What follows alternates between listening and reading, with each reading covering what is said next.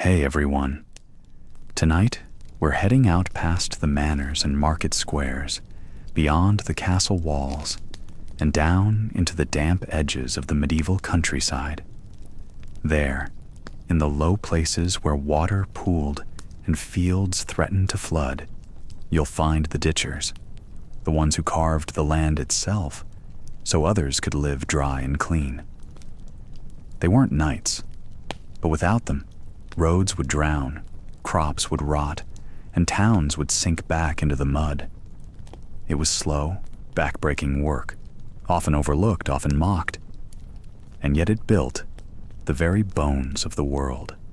So, before you get cozy under that warm blanket, go ahead and like this video and subscribe to the channel, but only if what I do here genuinely helps you wind down at night. And hey, I'd love to know, where in the world are you watching from? And what time is it right now? There's something strangely comforting about knowing there are others out there, drifting through the same quiet corners of history with us. Now, dim the lights. Let the room settle. If you've got a candle, light it and watch the flame flicker like a firelight in a muddy field tent. Or just let the soft glow of your screen hold steady as we begin. Close your eyes gently. Breathe a little slower, and let the weight of today sink into the ground beneath us. You're about to spend a day in the life of a medieval ditcher. The sky was gray again. Not stormy, not dramatic. Just a dull, even sheet of gray, heavy and cold, like the ground beneath your feet. It had rained last night, just enough to turn the earth into that thick, sticky kind of mud that clung to your boots and didn't let go. And that's where the day began, in the mud. Again.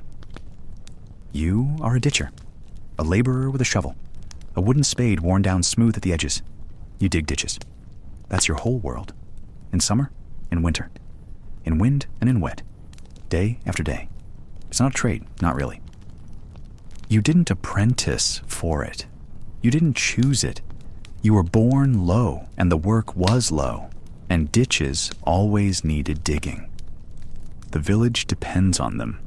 Drainage ditches to keep homes from flooding, boundary ditches to mark the edges of a lord's land, trench work for irrigation, and defensive moats if the manor had money or paranoia to spare. Water didn't move on its own. It had to be told where to go, and you were the one who told it. With a back bent, hands blistered, and no more than a crust of bread in your satchel. There's no glamour in this, no storybook tale, just a line in the soil, and your breath fogging in the cold air. You begin with a pickaxe if the ground is dry, but most days the earth is damp. You drive the blade of your shovel into it, lift the wet weight, and toss it aside. One step, another scoop, over and over. Sometimes you're paid in coin, rarely. Usually it's food, a few onions, coarse bread, or a ladle of thin stew from the manor kitchen if the steward is feeling kind. Often, you're simply ordered. A reeve, a bailiff, or even the Lord himself decides the land needs shaping, and off you go. Your name never spoken. Just you dig there.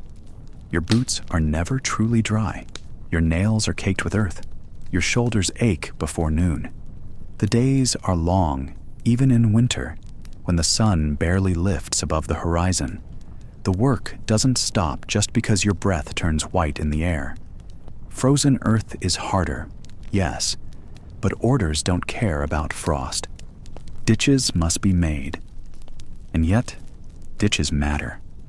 You know this. When they clog, homes flood. When they collapse, cattle wander into places they shouldn't. A boundary ditch is more than a mark. It settles arguments, prevents fights. It's a line drawn into the living land. It is control. in a world that offers very little of it. Sometimes you work near others, another laborer digging beside you, both of you too tired to talk. Other times, you're alone, and the only sounds are the squelch of your boots and the dull thud of the spade meeting soil. It's not peaceful, not really, but there's a rhythm, a silence that fills the day. You think about small things, what's for supper, whether your thatch needs patching, how many days it's been since the chicken laid an egg. Big thoughts, like freedom or the meaning of life, don't really fit when your muscles are burning and the wind keeps blowing your hood down. Sometimes there's danger. A trench dug too deep might collapse. Wet soil slides in without warning, and a ditcher has to be quick or risk being pinned or worse. You've heard stories. Workers buried alive, their cries muffled by the very earth they carved. You step lightly, avoid overhanging ledges, and keep the walls firm. You don't want to be a cautionary tale. Other times, the danger is human. A rival village disputing the line of a boundary ditch might undo your work overnight. A landowner could accuse you of theft if you pause too long near the manor. And if war comes, even a small, local feud, your ditches become trenches or moats or traps. You may be forced to dig for soldiers instead of farmers. Still, the work continues, season after season. You learn the soil. You know its smells and moods. Clay is heavy and red, hard to lift. Sandy loam falls too easily, crumbling in your shovel. Rich black earth clings to the blade, and though it slows you down, you almost smile. Someone will grow good crops here. Your tools are few and simple.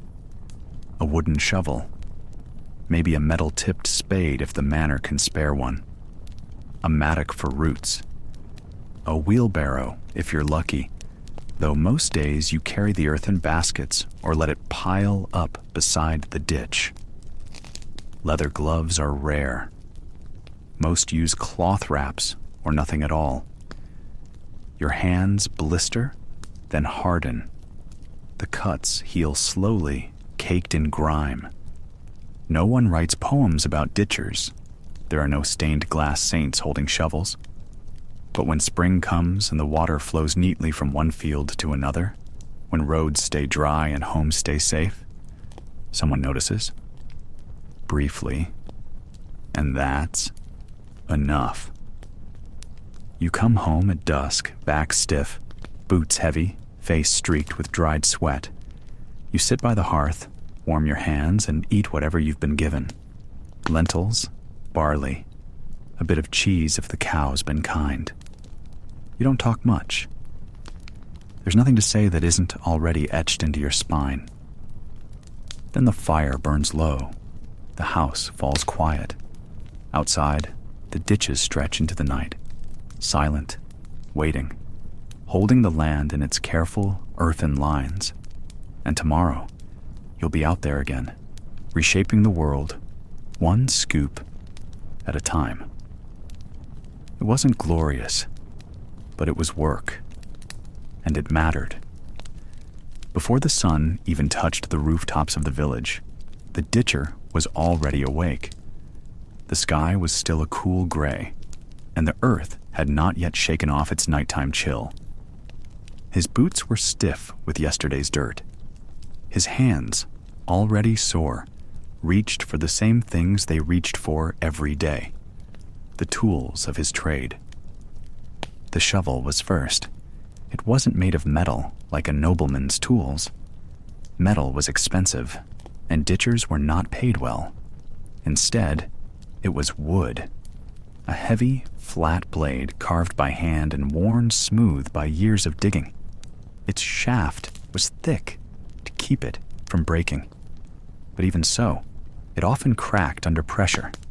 It didn't dig like a modern spade.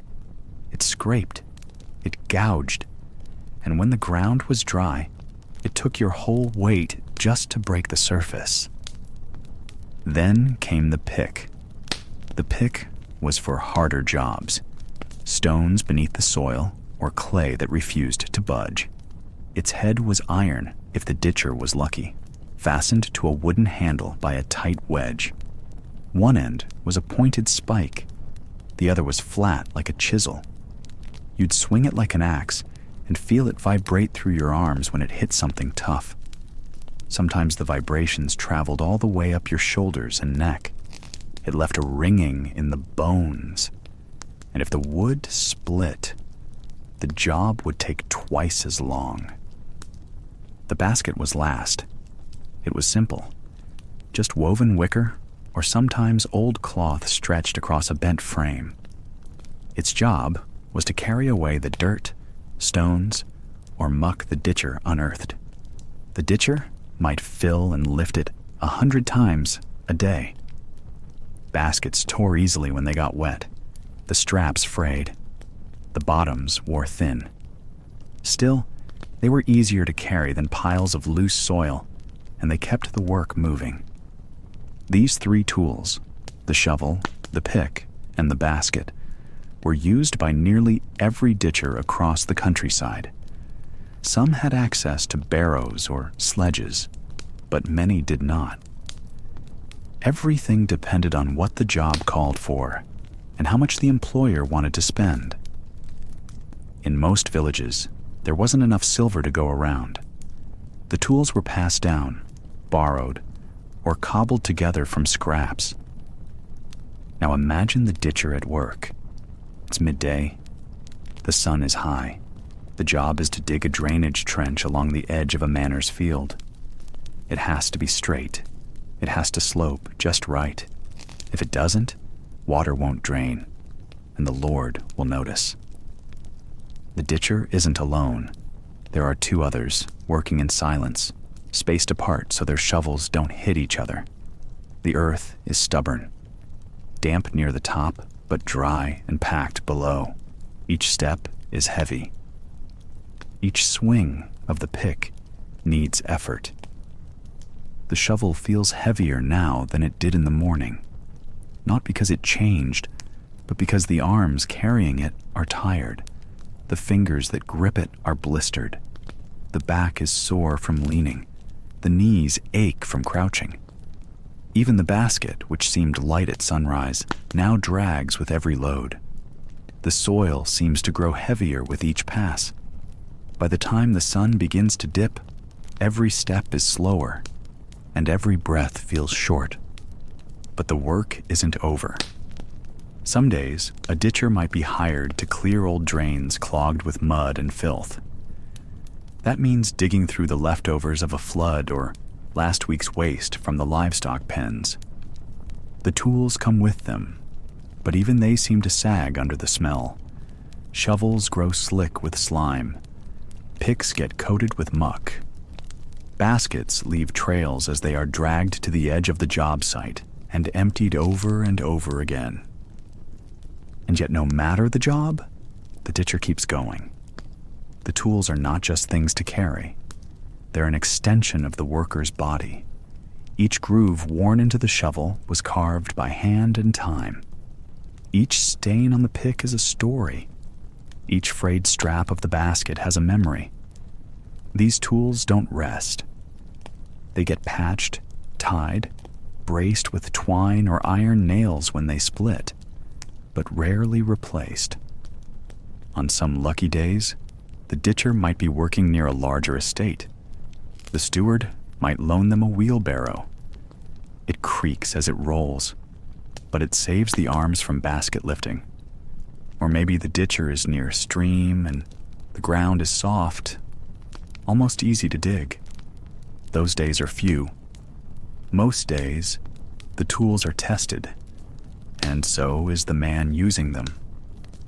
When the day ends, the tools don't go into a shed. There often isn't one. They're leaned against the side of a cottage or hung from hooks in a shared barn. Mud is wiped off with straw. Handles are rubbed with fat or oil if it's available. Not for polish, but to keep the wood from splitting. A broken handle could mean days without work. And while the ditcher sleeps, the tools rest beside him, always near, always ready, because the next job might come at dawn, or not for a week, and if you weren't ready, someone else would take the job. So, when we think of medieval peasants, we often forget the hands that built the ditches that fed the fields, that drained the marshes, that marked the edges of land and village. The ditcher didn't work with glory. There were no banners for him, no coin pressed into his hand by grateful lords. But the land he carved stayed carved, and the tools he used were the quiet proof that someone had been there, working, sweating, shaping the world, one heavy swing at a time. Even the noblest halls stood dry thanks to ditches dug long before, and the ditcher's tools, simple, worn, rough, were just as essential as the finest sword. But the ditch was not for you, not for your land, not for your little home with the smoke-blackened thatch and the garden where onions barely grew. No, this ditch belonged to someone else, a man with land too large to see all at once, a name written in ink and a seal pressed in wax. A lord, and you, the ditcher, were here to shape the edge of his power with a shovel in your hands. You arrived early, before the sun had lifted past the treetops. The estate was quiet at first, no clatter in the kitchens yet, no horses yet led to pasture. But the bailiff was already waiting, tapping a stick against his boot. He pointed without speaking. There was the line you'd follow, just grass for now, soft and wet with dew. But by evening, it would be a trench, deep and narrow, marking what belonged to the Lord and what did not. Property meant everything here. Boundaries had power. One field could feed a village, another might grow barley for ale. One patch of forest allowed firewood gathering, another was forbidden. So, the ditches had to be just right, not too shallow, not crooked, not easy to mistake for something else. You had to cut them clean and straight. The strange part was that you knew the land better than the Lord did. He didn't walk it. He didn't kneel to press a palm into the dirt or test the slope by eye. That was your job. But when it came to ownership, your knowledge meant little. The land was his, by law, by custom, by the strength of old paper and a castle wall. You dug because he told you to. Digging for noble estates was different from digging in the village. The fields were wider. The soil was richer, but often layered with old stones or tangled roots. You had to be careful not to disturb the hedge line or the edge of the road. Sometimes, a steward would come by to check your work, nodding with narrowed eyes as if he'd done the digging himself. He hadn't. Some days, the ditch ran between two estates, two powerful men who didn't agree on the line. Those days were the worst. You dug under watchful eyes, with both sides glaring, waiting to argue over every foot of distance. You were caught in the middle, a laborer with a spade, trying not to make enemies you couldn't afford. And always, there was the wind. Wide open land meant nothing blocked it. It whipped across your face, pulling at your hood, stinging your eyes. The soil dried too fast in the sun or turned to sludge in the rain. Your hands blistered, your shoulders burned, and the ditch inched forward, foot by foot. When the ditch marked farmland, you had to be precise. These lines told tenant farmers where to stop their plowing. They separated pasture from crop, wheat from rye. If you dug wrong, someone could end up owing grain or work to the wrong lord. Mistakes here weren't just about mud. They had consequences, arguments, fines, maybe worse. But the strangest ditches were the ones that seemed to do nothing at all. Straight lines cut across meadows or down hillsides, far from roads or homes. These were display ditches, power drawn into the land. The Lord would walk the line with guests, pointing to show how far his estate reached. It was not just about utility. It was about control, and about being seen to control. Still, you kept digging. Not because you wanted to, but because that was the work offered. And if you did it well, kept the walls from collapsing, kept the water flowing, or the boundaries sharp, you might be called back. Not praised, not rewarded with coin, but given more bread. A few more hours of warmth from the manor fire, a name remembered by a steward. That was enough. Sometimes, while digging along the edge of an orchard or a distant field, you'd find things. A broken bit of pottery, a coin so old no one could read it. Once, a bone, long and smooth and quiet. You'd pause for a moment, say nothing, and keep digging. The earth didn't care what it held. It just waited to be turned. At noon, you'd sit on a stone and eat. Bread and onion, usually. Maybe a slice of dried apple. The estate stretched around you. Tame, orderly, watched over by men in cloaks who never got mud on their boots. You sat still, breathed deep, and watched the wind move across the barley. For a few minutes, the ditch didn't exist. Then the work resumed. Hours passed. Your spade grew heavier with each stroke, your legs stiffer, your back sore. But the ditch grew longer. By evening, it stood clear and dark in the fading light, a line dug into the land. It looked simple, ordinary. But it mattered more than it appeared. The steward walked the length of it before you left. He nodded once.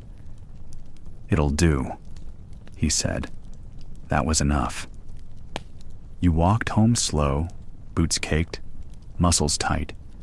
No one asked about your day. No one needed to. The dirt on your cloak told the story well enough. You sat by the fire, stretched your legs, and let the quiet settle around you. Tomorrow, there would be more ditches. There always were. But for now, you rested. You had carved the land for another man's claim, drawn lines you'd never own, dug borders that would last longer than your name, and you had done it with your hands, in silence. The ditch was not yours, but the work. That belonged to you. Digging ditches was never clean work, but in the lowlands of England or the boggier corners of France, it was worse. The soil here held water like a sponge. With every cut of the spade, water would rise up through the ground and pool around the ankles of the man who cut it. Sometimes, they had to bail out the water just to keep going. There was no such thing as dry feet. Without proper shoes, the feet of a ditcher quickly became soft and raw. The wet wool rubbed the skin, then the mud soaked through. Then, the cold. After a day of this, toes went numb.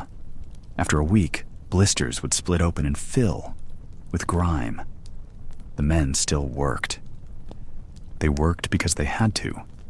Ditches were needed everywhere, around manors, through fields, along castle walls, to drain water, to claim land, to shape the earth. And someone had to dig them. Nobles didn't. Townsfolk wouldn't. So, the ditcher, usually landless, often hired by the day, took the job. Their tools were simple: a spade with a wooden handle and an iron blade, a mattock for loosening roots, a wheelbarrow if they were lucky, but usually just a sack or a bucket to carry out the mud. Their hands blistered early in the day. Without gloves, the handles wore the skin down fast. Some wrapped cloth around their palms, but the cloth soaked and slipped. Others just worked barehanded and let the wounds come. The pain wasn't the worst of it. It was the constant wet. The ground beneath them squelched. Water dripped from their cuffs. Rain filled the ditches before they could finish digging. In some places, they stood ankle-deep for hours. In others, knee-deep. Their legs ached with cold. Their backs stiffened from bending. But they kept going. Resting wasn't easy. There were no inns nearby, no shelters in the field. A tree might offer some cover, or a cloth draped over a branch. Lunch was simple: bread if they had it, maybe an onion, a bit of cheese. They ate with muddy hands and hoped the food had been wrapped in cloth. If it hadn't, they still ate it. The worst days came after a night of rain. The ground would already be soaked. The ditches would flood faster. Sometimes the men had to stand in water up to their thighs to finish a job. They couldn't just stop. Lords needed their drains cleared before planting. Towns needed trenches for water and waste. Every hour mattered, no matter the weather. Some tried to line their feet with straw. Others stuffed moss inside their shoes, if they had shoes, to keep the cold out. It rarely worked. Wet moss turned sour quickly. Straw broke apart. And when feet were wet for too long, they cracked. Open skin meant infections. They didn't know the word for it, but they feared the signs: redness, swelling, the slow spread of heat up the leg. Ditchers often worked in pairs. One man would dig while the other cleared the earth. Then they would switch. They didn't talk much, not because they didn't want to, but because every breath puffed white in the cold, and talking meant slowing down. Their pay depended on speed. They were usually paid by the length of the ditch, not the time spent on it. So the faster they worked, the more they earned, even if it tore their hands open. At night, they washed the mud from their legs with cold water from a stream, if they could find one that wasn't full of waste, or they simply didn't wash at all. They scraped off what they could, wrapped cloth around the worst blisters, and slept on straw with aching backs and swollen hands. Some ditchers did this for a season. Others made it their trade for years. It was thankless work. The ditches were never admired. They weren't blessed or named or sung about, but they held the world together, draining water from fields, guiding waste away from homes, shaping roads that wouldn't wash away with the next storm. And still, no one wanted to be a ditcher. Not really. It wasn't a trade passed down with pride. It was work taken when nothing else paid. When the harvest failed, or the landlord raised the rent, or when too many mouths needed feeding at home. That's when a man picked up a spade and went to the edge of the field, or outside the town wall, or to the Lord's estate to offer his back and hands for hire. Some didn't last long. Their feet gave out. Their backs failed. Others kept going until their joints locked and their hands curled from years of grip. They would be replaced by younger men. But even the younger men knew it would not get better. Only wetter. Still, they did the work. Not because it was noble, but because the ditch had to be dug, and no one else was going to do it. So tomorrow, they would rise again, before the frost melted, before the village rooster crowed. They would wrap their feet in yesterday's rags, take up the same spade, and walk toward the field already thick with mud. The ditch would wait, and the cold, wet earth would welcome them back. The smell always came before the work. It drifted over the fields long before your boots touched the edge of the trench. It wasn't sharp like smoke or sweet like flowers. It was slow and heavy, a thick, sour scent that clung to your clothes and settled in your nose, no matter how many times you wiped your sleeve across your face. Standing water smelled different from running streams. It didn't move. It didn't clean itself. It just sat. Days passed, weeks sometimes, and nothing stirred it. Not wind, not animals, not even rain. That stillness allowed things to grow, and worse, allowed things to rot. As a ditcher, your job was to shape the land, not just to dig, but to make water go where it should. Fields needed to be dry, roads needed to stay clear, and waste needed somewhere to go. You didn't ask questions. You just dug the ditches, deep enough for flow, wide enough to keep the sides from collapsing. But sometimes, the water stopped moving. And when it stopped, the world changed around it. You'd start your day like any other. Boots are already damp from the dew. A small piece of bread in your bag. The sky is gray, as usual. You'd walk past the edge of the village, past the barns and fences, and find the ditch you were told to clear. And then, there it was. The stink. It came from below, from the place where earth met water and never let it go. A green film floated on top, smooth as glass, but wrong somehow. If you poked it with your shovel, it broke like a blister. Beneath, the water was dark, thick, and full of things you didn't want to think about. You learned to breathe through your mouth, but that didn't help much. The smell still curled into your throat. It sat behind your eyes, made your tongue feel coated. Sometimes you'd gag. Other times, you just coughed and got on with it. You had no choice. There were too many ditches, too few workers, and always more water than the land wanted. These ditches weren't just full of rainwater. No, if you were near a village or a manor, waste made its way there. Chamber pots were emptied into alleys. Runoff from stables and kitchens drained downward. Everything found its way into your ditch eventually.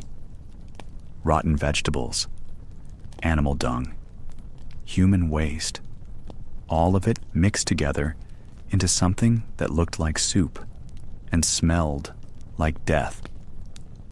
You'd dig into that thick mix with your shovel, slowly pulling up wet muck and piling it to the side.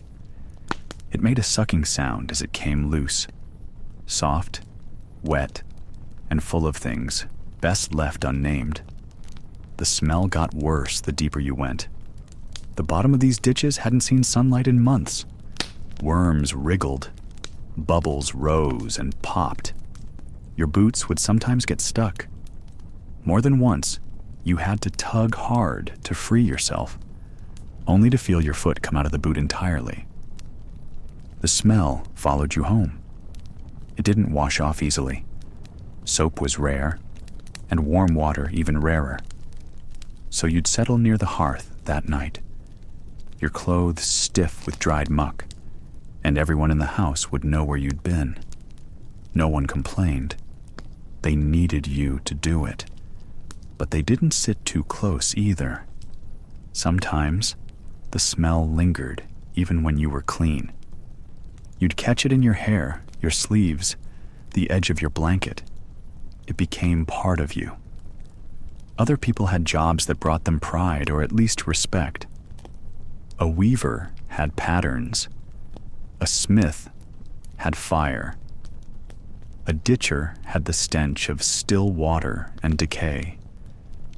In summer, it was worse. The heat made the water bloom, green, yellow, even pink in places. Flies gathered in swarms. Mosquitoes buzzed in your ears, bit your neck, and laid eggs in the stagnant pools. You'd slap at them while digging, but it never stopped them. And all around you, the smell hung like a fog. No one liked to talk about what the water might do to you. There were fevers, sure, stomach cramps that came out of nowhere, sores that wouldn't heal. Some said spirits lived in the marshes, others blamed bad air. But you knew it was the water. You just didn't have a word for it. You only had a shovel and the memory of better-smelling days. But the worst part, the truly hard part, was knowing that you couldn't fix it. You could dig the ditch. You could clear the muck and deepen the path. But if no one maintained it, the water would stand still again. One heavy rain, and the trenches would overflow. One lazy steward, and the water would clog. You'd return a week later, and the stink would be waiting. Some ditches were ancient, dug by hands long gone. You could see the old patterns, how water had once flowed freely. Now they were forgotten, half covered by weeds and filth. You felt like a ghost, retracing the paths of other ditchers, all of them dealing with the same smell, the same rot, the same silence. And still, you dug. Because someone had to. Because dry land mattered. Because even if the Lord never thanked you and the villagers held their breath when you passed, the land needed your hands. At night, you would lie down and close your eyes. And sometimes, just sometimes, you could still smell the ditch. Not because it was really there, but because the work stayed with you, in your nose, in your skin, in your memory. It was the smell of standing water. And no matter how hard you worked, it never truly left. The ditch was not just a place for waste and runoff. It was a tool, a quiet, muddy tool that helped turn bare earth into something green. And when you worked as a ditcher in the medieval world, your hands were not just shaping soil, they were feeding the fields. The fields stretched far beyond the village, wide and open beneath the sky. They were not fenced, not private in the modern sense. They were part of the open field system, where strips of land were shared, rotated, and worked by many. The nobleman might own the land, but it was the peasant, and often the ditcher, who made sure it could grow food. Water was life, and without the right water, in the right place, at the right time, nothing would grow. Too little, and the grain would wither. Too much, and the roots would rot. The ditches carved through the fields helped manage that delicate balance. They carried water from streams, diverted rain that pooled too deep, and allowed runoff to drain gently where it wouldn't flood the crops. It was slow, careful work, and you had to read the land like a book. Each field told a story. Some were heavy with clay and needed deep drainage. Others were sandy and dry, and needed ditches that would hold water rather than carry it away. As a ditcher, you'd learn to spot where water naturally pooled and where it liked to escape.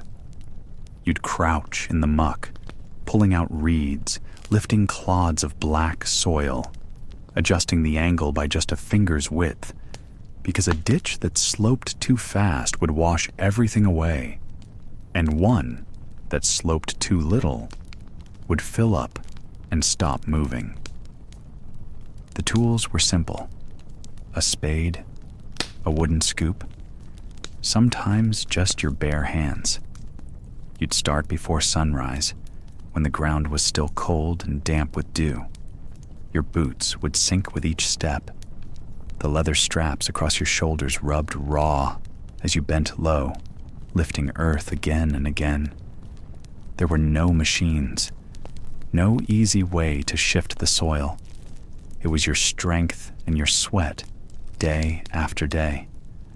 Sometimes your work was unseen. The grain would rise tall, the vegetables would grow thick, and no one would say, "That's because the ditch ran true this year." But the farmer knew. The Lord's steward knew. A flooded field meant hungry mouths. A dry field meant angry peasants. And behind it all was the ditcher, the quiet hand shaping the earth so water could do its work. In some places, ditchers also helped bring water into the village. Channels called leats or runnels were dug from nearby rivers, and these ditches fed mills, filled washing troughs, or soaked pasture land in spring. It wasn't glamorous. The water was brown, full of silt and leaves, sometimes worse, but it moved, and moving water meant life. You learned the signs of a good season by the feel of the soil. If it crumbled dry in spring, there would be trouble. If your ditch overflowed too early, you worked all night stacking up mud and turf, redirecting the flow before it reached the barley. When things went well, you might be paid with a hunk of bread, a few coins, or a cup of ale. When they went badly, the blame might fall on you, even if it was the clouds or a broken weir upstream. Still, the ditches mattered, more than most would say aloud.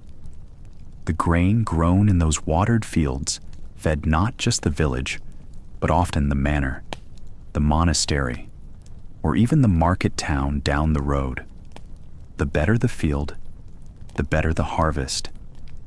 And the better the harvest, the less likely anyone would starve come winter. During times of drought, a well-dug ditch could save the crops. During floods, it could save a village from ruin.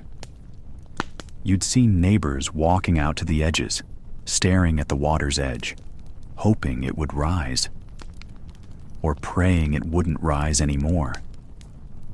You became part of the land's quiet rhythm, adjusting, digging, watching, mending. In summer, you worked shirtless, the sun burning your neck. In winter, you'd wade knee-deep into freezing sludge to keep a channel clear. In spring, the thaw brought floods, and in autumn, the falling leaves choked the flow. There was no season when a ditch did not need watching. And still, there were moments of peace. A bird might perch nearby as you rested your arms. The wind would ripple through the tall grass, and the stream's soft gurgle would feel almost like music.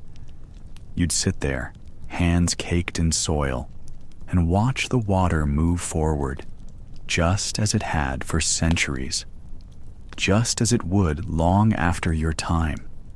Children might play along the ditch banks in summer, poking with sticks or floating leaves like little boats. Sometimes they'd ask what you were doing, and you'd explain that the water needed help, just like everything else. You'd show them how to shape the edges, how to spot where a channel dipped too low. It was quiet teaching, passed down without books or parchment, just soil and care. There were records, here and there, of laws that protected ditches. Monks wrote about water rights, and lords argued over where one man's ditch crossed another's land. You may not have read those words, but you lived them. You knew that moving water wrongly could cause a fight, or worse. You knew the balance of it all rested on your shovel. When harvest came and the wagons groaned under the weight of grain, you might not have been invited to the feast, but you'd walk past the golden fields and know that your hands had helped make it happen. The ditches were full, but the fields were full too. And that, perhaps, was enough. In a world ruled by lords and priests, where castles rose and wars were fought, the ditcher stood knee-deep in the earth, guiding the simplest force of nature.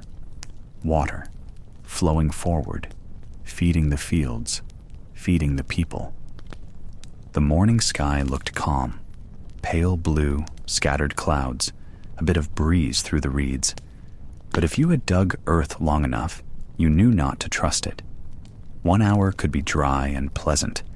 The next, the wind might shift, the clouds darken, and the rain would fall before you could even roll up your sleeves. You've been at the ditch since sunrise. It runs alongside the edge of a barley field, sloping gently downhill to guide rainwater into the nearby stream. The soil here is soft, too soft. It holds moisture like a sponge, and even when it seems dry, it's never really solid underneath. Your boots sink in slightly with each step. A ditch, once dug, doesn't just sit peacefully, it changes. Water shifts the soil. The sides crumble over time. Roots push through. And when it rains, everything speeds up.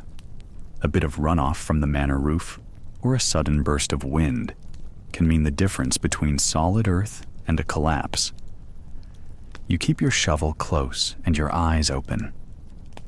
Some ditches are narrow and shallow. Those are easier to fix. But others, like the ones that carry rainwater from entire fields, can be 6, even 8 feet deep. You often work inside them, your shoulders below the surface, the sky just a slice above your head. On dry days, it feels like a trench. On wet days, it feels like a grave. You remember once, years ago, watching a trench wall give out. It had been raining for 3 days. The ditch was lined in clay, packed firm the week before, but the water found its way in, as it always does. The wall gave no warning, no crack, no small trickle, just a dull sound, like a sigh. And then the earth folded inward, swallowing a man whole. He didn't die, but it was close. His ribs were bruised. His leg was crushed, and it took 4 men to dig him out. He never came back to the fields after that. Some say he walked with a limp. Others say he left the village for good. Either way, you never forgot the sound of the soil falling in. That memory lives in your muscles. Even now, as you work, you glance up every few minutes. You keep your tools within reach. You never dig too fast on one side without checking the other. The ditch must be balanced, the walls sloped, not steep. A steep wall is faster to dig, but faster to fall. Rain begins, as it often does, in silence. Just a few drops at first, a patter on the leaves, then harder.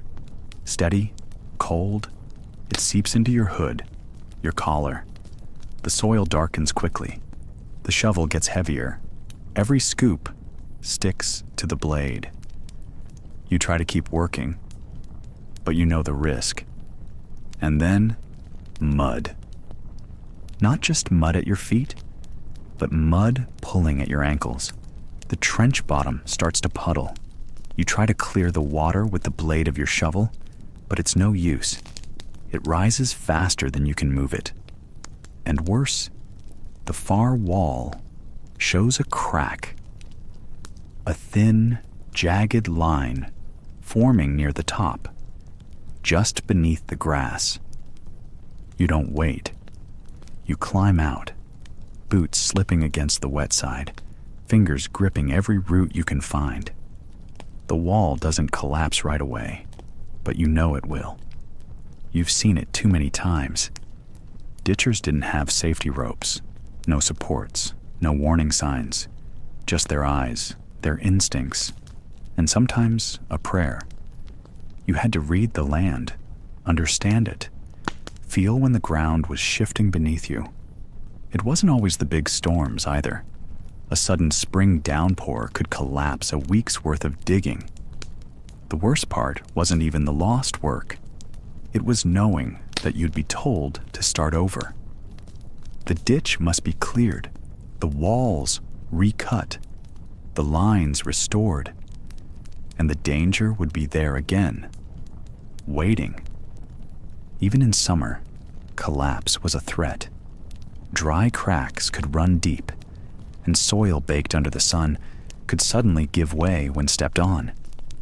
The earth is never as solid as it seems. Then there were flash floods. Villages near rivers feared these most. A week of quiet weather, and then, without warning, a heavy rain far upstream would swell the riverbanks. The water would pour through fields, down roads, and into ditches. You could be walking home after a long day, boots heavy with muck, when a wave of brown water swept through, taking tools, baskets, and sometimes men with it. People feared drowning, not just in rivers or lakes, but in ditches, narrow, deep, filled quickly by storm water. You could be walking in the dark and slip into one, or be too slow to climb out, and the water always came faster than you thought it could.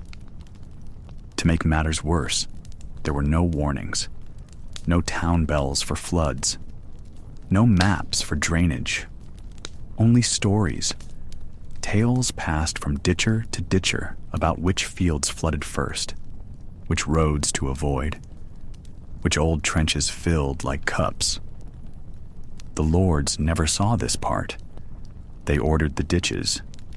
They walked the land after it had dried. But they didn't stand waist-deep in freezing mud, or leap from a collapsing wall, or wake at night to fix a breach by lantern light. That was your world. And it was a quiet world, one of careful steps, steady arms, and constant watchfulness. You didn't speak much while working. Words wasted breath, but you noticed everything. The way the ground shifted underfoot. The smell of wet soil before a storm. The way birds flew lower before the sky opened up. By evening, the rain has stopped. The ditch is ruined. The walls caved in. The bottom flooded. Your cloak is soaked through, and your arms ache from hauling yourself out. You return to the cottage, leave your boots by the door, and sit near the fire in silence.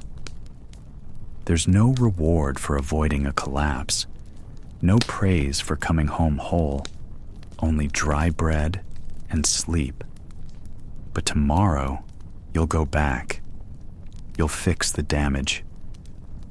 Because ditches must be dug, and storms always come. Sometimes the ditch wasn't for the village. It wasn't meant to drain the fields or guide water toward a shared mill. Sometimes the ditch belonged to the Lord, and when the Lord pointed at a patch of land, often the hardest, rockiest, or most cursed spot around, someone had to dig through it. That someone was usually a peasant, a ditcher, you. Orders came down without warning. A steward or reeve would arrive, a bit too proud of his voice, and read from a strip of parchment sealed with red wax. The land was to be improved. A drainage canal was to be made. Perhaps it was to keep the Lord's new orchard from flooding. Or maybe it was to dry out a patch of low, marshy ground near the manor, so it could be turned into better pasture. Whatever the reason, the ditch had to be dug, and you were expected to be there with your shovel, your back, and your silence. This was no ordinary ditch, not the shallow furrows you might carve to edge a wheat field. The Lord's ditch was wide, deep, carefully measured. Someone had walked it with a knotted cord and a waxed slate, marking exactly where it was to run. No detours, no adjustments for hard clay or buried roots. If the line passed through soil that fought you back, you fought harder. If the line went through rocky earth, you fetched a heavier pick and struck until your palms split open. There was no pay, at least, not what you'd call pay. It was your duty, corvée labor, they called it in Latin. Every man owed a certain number of days each year to the Lord's projects. Some years it was hedge laying or fence mending. But this year, it was the ditch. You started early before the frost had melted from the grass. The sun barely touched the fields, but the steward wanted progress. The tools were blunt, old, shared among many. The shovel was worn down at the edge. The pick cracked where the handle met the head. Still, you dug. There was a rhythm to it. Strike, lift, turn, throw. Earth built up in heaps beside you, some of it dry, some of it heavy with moisture. Worms and roots clung to your boots. Every so often, you hit stone. At first, just a clink, then a hollow sound, and you knew the day would stretch longer than planned. You knelt, pried it loose, pulled the stone free. By then, your back ached in places it hadn't since the last winter. Others worked beside you. Old men with twisted knees. Boys just grown tall enough to reach a spade. No one spoke much. The work didn't allow for it. Sometimes someone would hum, just low enough to keep their breath steady. That was it. Food didn't come until midday, and even then, it was only what you brought. A piece of dark bread, maybe a bit of dried onion or cold barley porridge wrapped in a cloth.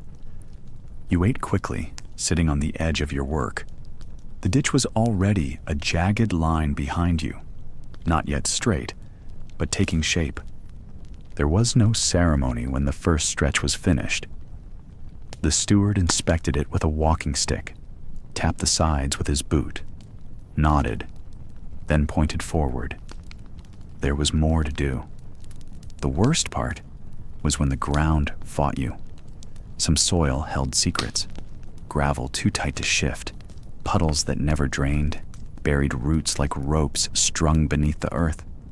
You could spend hours clearing just a few feet, and the Lord didn't care. The ditch was to be finished by week's end. His plans for planting couldn't wait. If it rained, the trench filled and had to be bailed out with buckets. If it froze, the topsoil stiffened like stone and had to be broken loose by fire-heated irons. There was no pause. You worked through it. And all the while, the manor loomed nearby. You could see its tiled roof and hear the dogs bark when a servant crossed the yard. Sometimes, the Lord himself would appear on horseback. He would nod at the steward, glance at the work, then ride off without a word. He never looked directly at the ditchers.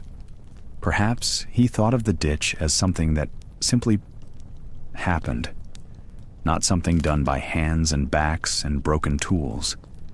You might not even be thanked.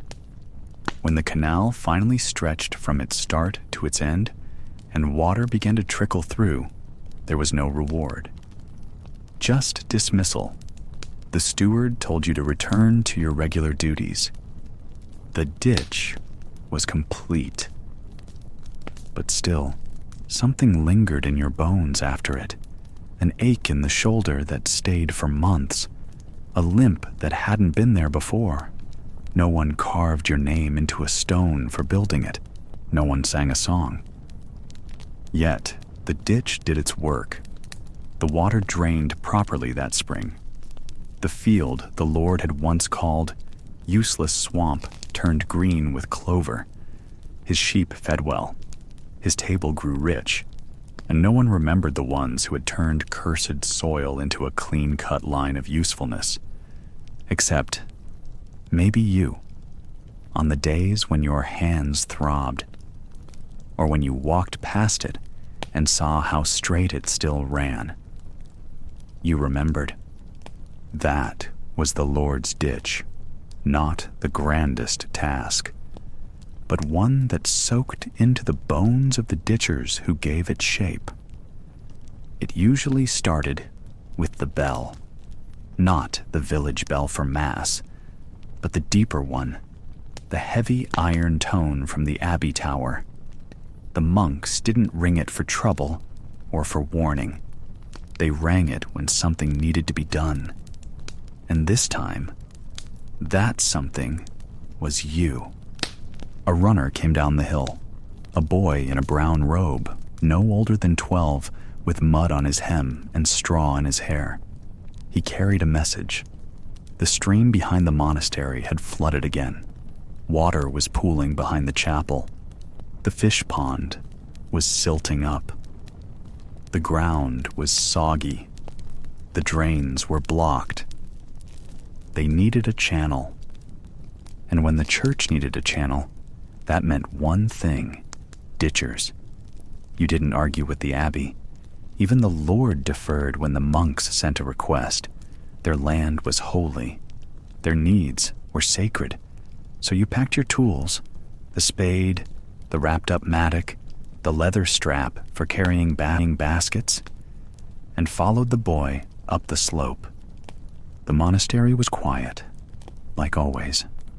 Rows of stone buildings wrapped in silence. You could smell the beeswax and old books before you even stepped through the gate. But you wouldn't be going inside. The monks had their cloisters and cells. You had the bog behind the kitchens. Brother Martin met you by the stream. He was the one who usually gave orders. A tall man with tired eyes and a soft voice. He explained what was needed. Dig a trench from the bend in the stream around the side of the chapel and down to the back meadow. It didn't have to be wide, just deep enough to guide the water away. The ground was soggy. Your boots sank in with each step. You could feel the cold through your soles. The mud smelled of leaves, old roots, and the sour edge of rotting water. Every shovelful splattered. The monks watched for a bit, then disappeared back into their quiet routines. You kept working. The channel had to be shaped carefully, sloped just enough so the water wouldn't stop and pool again.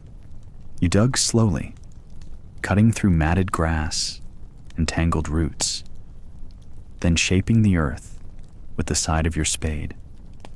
The work was the same as always, hard, wet, and quiet. But the setting was different. The church bells rang every hour. Gregorian chants floated from open windows. You could hear the scraping of a quill on parchment, or the slow clinking of monks stirring soup in the kitchen. When you stopped to rest, you were given bread, coarse and dark, made from rye or barley, a bowl of broth sometimes, if you'd been digging for hours. They didn't have coin to give. Most monasteries didn't pay in silver. They offered prayers and food, and once in a while, dry socks from the laundry. You didn't complain. You weren't here to get rich. You were here because the church asked, and because there were few other places that needed your kind of work this time of year.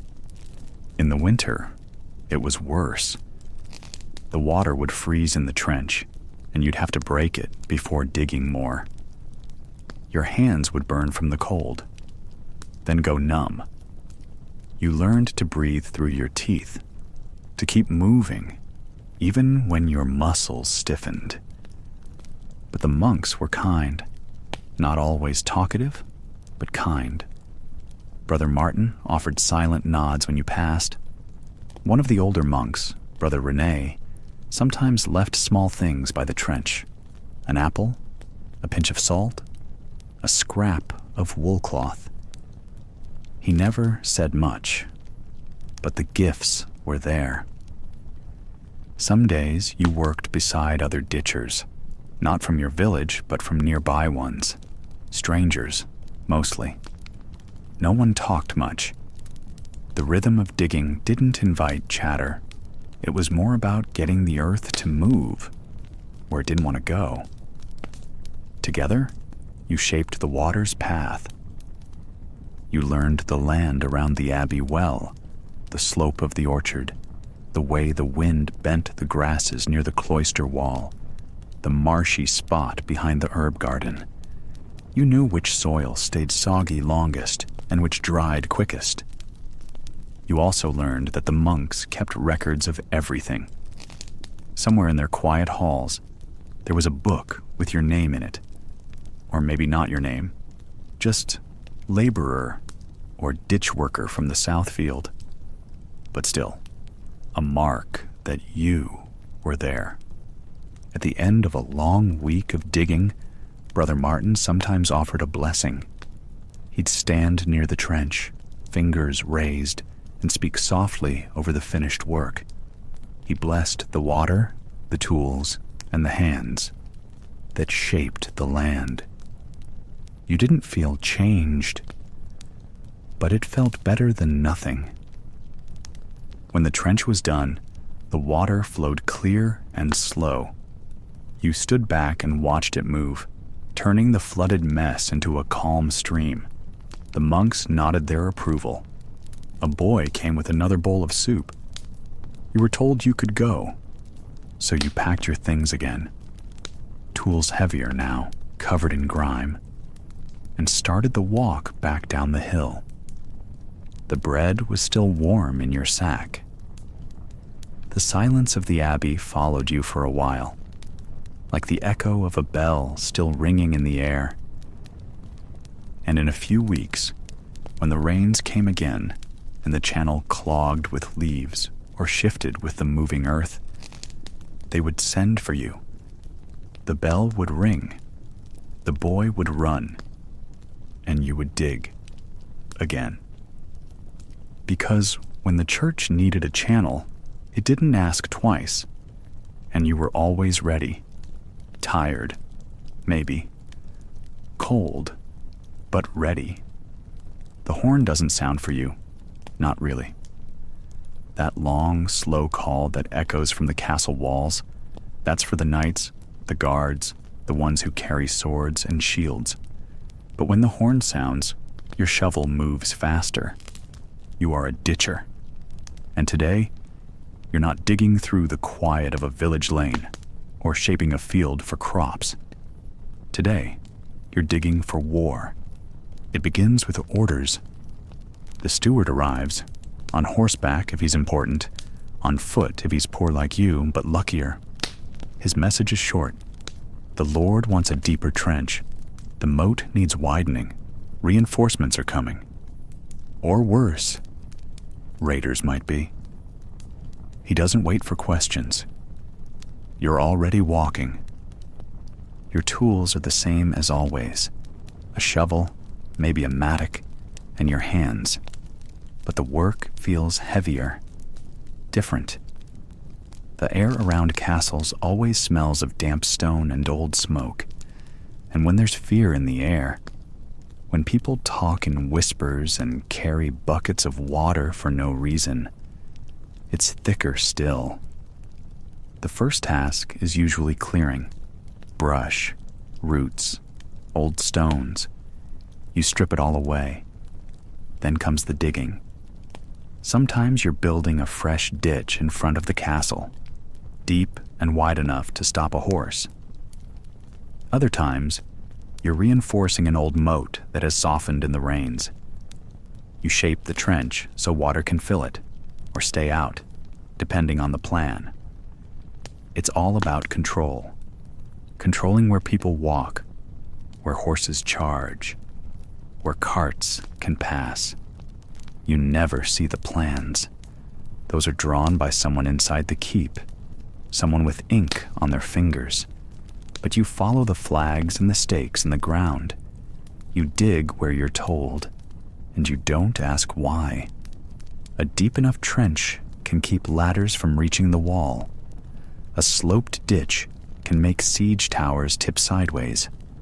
A moat filled with water and waste can drown men before they ever touch the gate. You don't wear armor, not even a helmet. You're not meant to be close to danger. But when a castle prepares for war, no place feels truly safe. Arrows don't ask who carries a sword. Fire spreads quickly. Stones don't care who laid the mortar. And still, you dig. The soil near castles is hard-packed and rocky. Years of foot traffic, cartwheels, and livestock leave it dense and dry. Your spade meets it with a dull, jarring sound. Each strike sends a shiver up your arms. You lift the earth one basket at a time. The sun may be high, or hidden by cloud, or setting low and red. It doesn't matter. You keep digging. Sometimes you're joined by others, laborers from nearby villages, conscripted for the task. You don't talk much. The work takes your breath, but there's a strange kind of comfort in knowing others are digging too. Their blades moving in rhythm with yours. At night, the castle walls glow with torchlight. You sleep outside, near the trench, or in a drafty outbuilding if you're lucky. Food is brought in buckets, stew, mostly. Thin, hot, and gone too fast. You eat with your hands, rinse them in a puddle, and rest your back against a tree or wall. You fall asleep thinking of the trench, how wide it should be, whether it will be enough. Because you don't fight. That's the truth. When war comes, you're sent away, or told to keep digging somewhere quieter. You don't carry a weapon, you don't stand on the wall, but everything depends on the ditches you made. If the moat holds, the enemy hesitates. If the trench is deep enough, they don't climb. If the earth slopes just right, they slip, stumble, fail. You won't see your name written in any book. The knight who rides out in armor will be remembered. The lady who pours boiling oil might be sung about. But the ditcher? You vanish into the soil you moved. And yet, when you return months later, after the siege has ended, the trench is still there, cut into the land like a scar. Maybe it's filled in now. Maybe grass has started to grow. But the shape remains. You made it. Sometimes, you're called to dig the opposite way, to bury, after the battle, after the arrows fall silent. Mass graves don't ask questions. You dig because someone must.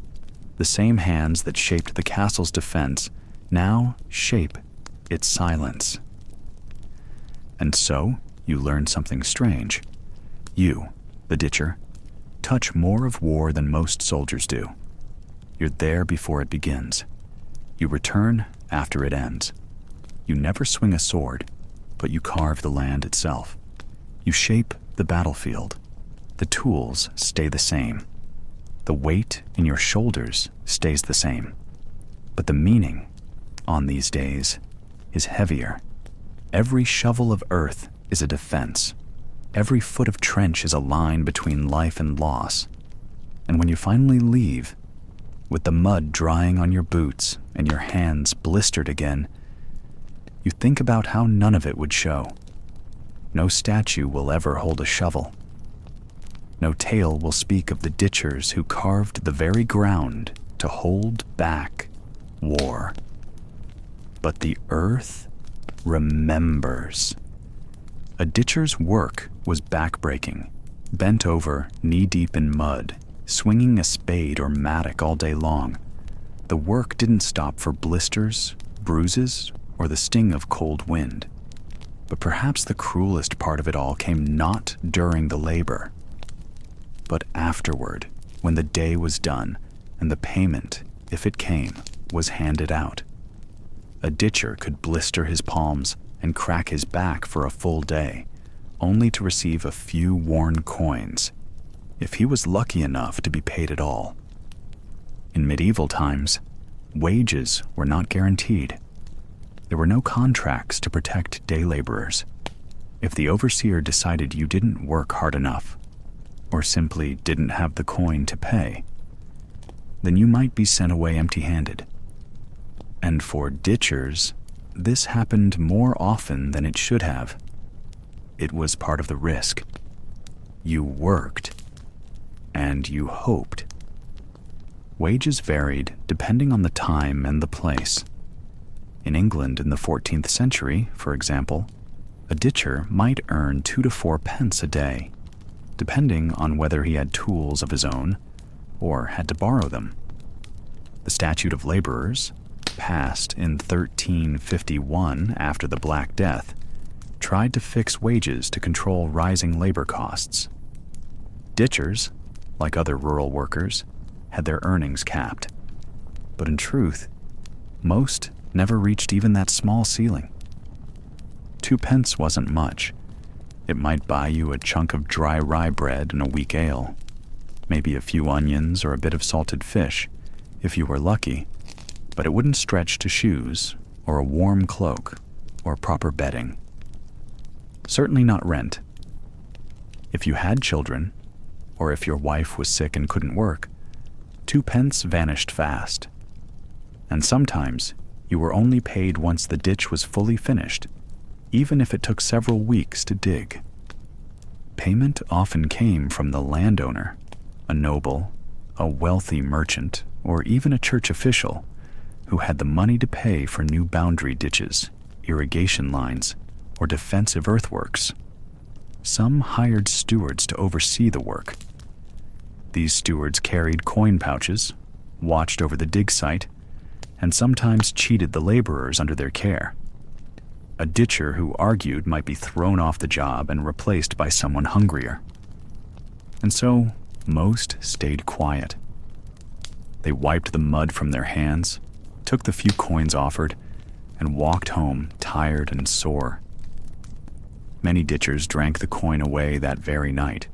Small beer, maybe stronger stuff, if they were lucky. Just to forget. The ache in their muscles, and the cold still clinging to their feet. Some seasons were better than others. In spring and autumn, ditches were in high demand. Wet ground meant boundary lines needed to be repaired, fields needed draining, and floodwaters redirected. Summer was often too dry, winter too frozen. A ditcher might work hard for 2 months, then wait and wait through the lean times, scrambling for odd jobs, or standing in the fields hoping someone would need another trench. There were no coins waiting in the lean months, just hunger. Tools, too, cost money. A spade, a pick, maybe a wheelbarrow. Most ditchers couldn't afford their own and borrowed from the manor stores, but borrowing came with a fee. If you broke a handle or lost a tool in a muddy ditch, that fee might be taken straight from your pay. And sometimes, if the tool was old and cracked to begin with, it didn't matter. You were still held responsible. Some ditchers grouped together, sharing tools and food, watching each other's backs. They worked in teams, carving long trenches through the countryside, a line of bent backs stretching toward the horizon. They helped one another finish the work quicker, in hopes of earning that day's coin and moving on to the next job. A sort of quiet brotherhood formed. Those who dug together, survived together. But survival was always a gamble. Food prices rose after bad harvests. Bread could double in cost overnight, and wages stayed the same, or worse, if war broke out nearby, or a lord raised taxes to pay for armor and horses. That little silver piece might never be handed out at all. A hungry soldier with muddy boots might walk off with your wage before you even saw it. For ditchers, it wasn't just about making money. It was about making just enough to keep the fire lit, the belly half full, and the rain off your family's heads. And when the coin came, it had to stretch far. Many gave it straight to their wives, who knew best how to turn it into stew, or threadbare cloth, or another week of life. A few ditchers drank their pay away, finding comfort in the warmth of the alehouse, until morning came, and they had to pick up the spade again. Children learned early that payday didn't always mean food. Some waited at the edge of the field, hoping their father would come home with coin and not with empty hands. The joy of seeing silver glint in the firelight was matched only by the quiet sadness when there was none. And yet, ditchers kept digging. Not because the pay was good. It rarely was. But because it was a job that didn't need letters or a family name. Just hands that could lift, feet that could stand in the wet, and a back strong enough to last until sundown. It was honest work, in the eyes of many, even if that honesty wasn't always returned in coin. The day ends slowly for a ditcher, not because the work becomes easier, but because your body grows too tired to notice the weight of the shovel or the sting of cold air. The light fades from the sky in a quiet way, the sun dipping low behind hills and trees, leaving the fields wrapped in a dull blue shadow. It's not night yet, but it's close. And you know it's time to rest. Your back aches. Not the sharp kind of pain, but the deep kind that settles into your bones and never really leaves. Your shoulders are stiff, your legs heavy. Your hands, so used to gripping wood and lifting wet soil, can't seem to stay steady anymore. But still, you gather your things. You nod to the others. You walk home. Or maybe you don't walk far. Not every ditcher had a proper home. Some were peasants with a small hut and a hearth to call their own. Others worked seasonally, moving from one site to another, sleeping wherever there was space, warmth, and hay. Hay meant comfort. Not a bed, not blankets, but something dry and soft enough to lie on. Something that made the cold floor a little more forgiving. In the loft above the animals, tucked beneath a slanted thatched roof, there might be a pile of straw or hay waiting. The barn smelled of wool and dung, but it was warm. The breath of the sheep and cows filled the air, and their quiet noises, chewing, shifting, snorting, became background music to sleep. You kick off your boots. Mud clings to the soles, cracked and dried from the afternoon sun. You wipe your hands on your tunic, stretch your back carefully, and climb into the hay. It's not fancy. There's no blanket. Just old, flattened straw, and maybe a worn cloak over your shoulders. But you feel the heat of your body slowly sink into the pile beneath you. If you're lucky, you share the space with no one but the mice. But often, there are others. Other ditchers, shepherds, laborers. You sleep shoulder to shoulder, each wrapped in their own thoughts, too tired to speak. The air is filled with the sound of breathing and the occasional cough. No one complains. It's better than sleeping outside. The hay pokes through your clothes. You shift a few times, trying to find a softer patch. Eventually, you settle. You pull your cloak closer around you. The cold is creeping in through the cracks in the walls, but you're used to it. You close your eyes. Sleep comes fast, not gentle, not slow, just sudden. 1 minute, your eyes are open, staring up at wooden beams, and the next, you're gone. Your dreams are strange. They often are when you're this tired. Sometimes you dream of water, rushing through the ditches you dug, clean and smooth, like silver ribbons through the fields. Other times, you dream of digging endlessly, deeper and deeper, until the earth swallows the sky and you forget where the top even is. But some dreams are sweeter. A warm loaf of bread in your hands, a fire that never goes out, a blanket thick as a sheep's wool, a world without mud. You shift in your sleep. The straw rustles.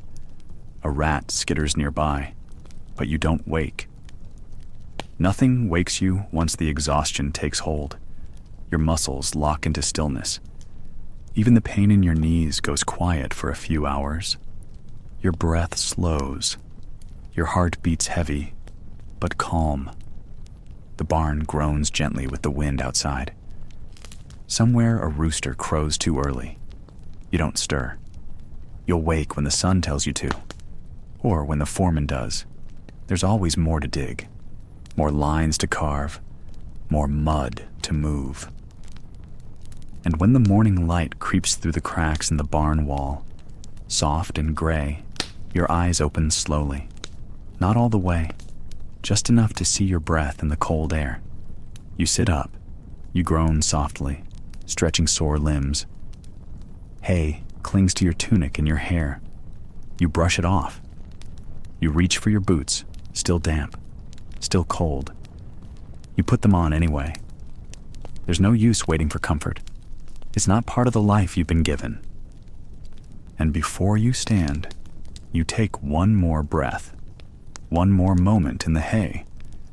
It wasn't a bed, it wasn't warm, but it was rest. And for a ditcher, that's more than enough. To be a ditcher in the medieval world meant living close to the soil, closer than most people ever wanted to be. But soil was not just dirt. It held the tunnels of burrowing creatures, the nests of hidden things, and the homes of insects. Too small to see clearly until they were already crawling up your arm. When the sun rose and the ditcher grabbed his spade, he did not just think about the mud or the stones. He thought about what might be living beneath them. Sometimes it was a nest of beetles, scurrying in panic as the shovel came down. Sometimes it was a rat, a sharp-toothed, wiry beast that could dart up a pant leg quicker than most men could step away. And sometimes it was worse. The fields around villages were full of life, not the pleasant kind that sang in trees, but the kind that made homes in the muck. Ditchers often dug near cesspits by waste trenches or through old roads lined with broken rubble and rotting straw. All of these were perfect places for vermin. In summer, the soil buzzed with flies and gnats, some laying eggs in shallow puddles, others circling your head for hours. In winter, when the ground froze, many creatures dug down deeper, right into the spaces ditchers needed to clear. Rats were perhaps the most feared, not because they were large, but because they carried illness. People had already seen rats near the sick, near the dead, near the places where the Black Death once passed through. But rats were survivors. They lived where food was left out, where garbage collected, and especially where humans dug trenches through forgotten places. Ditchers often struck rat tunnels, networks just beneath the surface. They'd collapse suddenly, and a nest might spill out. The rats would scatter, but not always in the right direction. Sometimes toward you. And then there were snakes. Not the giant, storybook kind, but small, fast ones. In warmer parts of Europe, ditchers knew to watch for grass snakes, adders, or other local varieties. These creatures didn't want trouble, but when their resting spot was turned over by a sudden spade, they didn't always flee.